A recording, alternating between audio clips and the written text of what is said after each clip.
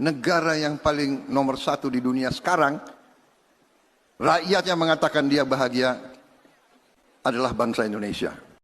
Kok bisa kita menjadi salah satu negara yang paling bahagia, tetapi pada saat yang sama menjadi salah satu negara yang paling miskin? Bagaimana ceritanya negara dengan perekonomian yang lebih baik justru tidak lebih bahagia daripada kita? Kalau begitu banyak uang jadi nggak penting, karena nggak otomatis jadi bahagia. Begini faktanya, kalau kita lapar itu kita pasti nggak bisa bahagia. Dan kalau orang tidak punya jaminan hidup juga sulit untuk merasa aman. Tetapi hubungan antara ekonomi dan kebahagiaan itu tidak lurus. Terutama setelah kebutuhan dasar terpenuhi, uang tidak lagi bekerja sebagai mesin kebahagiaan.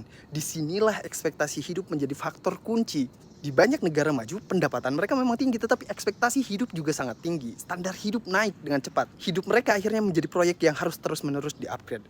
Rumah harus lebih baik, karir harus lebih naik, produktivitas tidak boleh turun, dan kegagalan menjadi mahal harganya. Di kondisi seperti itu, meskipun ekonominya kuat, rasa puas justru makin sulit dicapai. Sebaliknya, di masyarakat dengan penghasilan yang lebih rendah, ekspektasi hidup juga lebih rendah. Yang penting bisa makan hari ini, anak bisa sekolah, listrik bisa nyala. Di level ini, sedikit saja perbaikan itu sudah terasa besar. Jadi ketika data menunjukkan Indonesia relatif bahagia, itu tidak berarti hidup kita lebih baik daripada negara maju. Tetapi bisa berarti standar kebahagiaan kita berbeda, lebih rendah, lebih minimal, lebih adaptif terhadap keterbatasan. Bahagia karena bertahan, bukan karena punya mobilitas sosial yang luas. Ini juga akhirnya membuktikan bahwa ekspektasi yang rendah itu mudah dipenuhi. 10 kilo beras, sedikit minyak goreng, tambahan uang tunai sesekali lah. Semua itu cukup untuk menjaga perasaan bahwa hidup masih bisa dijalani. Menjelang Ramadan dan Lebaran, itu pemerintah kembali mengalokasikan bantuan sosial dalam jumlah yang besar. Lebih dari 12 triliun rupiah. Bukan untuk mengubah struktur ekonomi, tetapi justru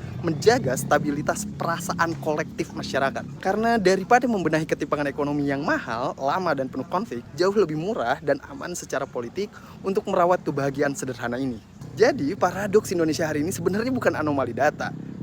Ini justru logis secara sosial, logis secara politik. Kita bisa bahagia meskipun miskin.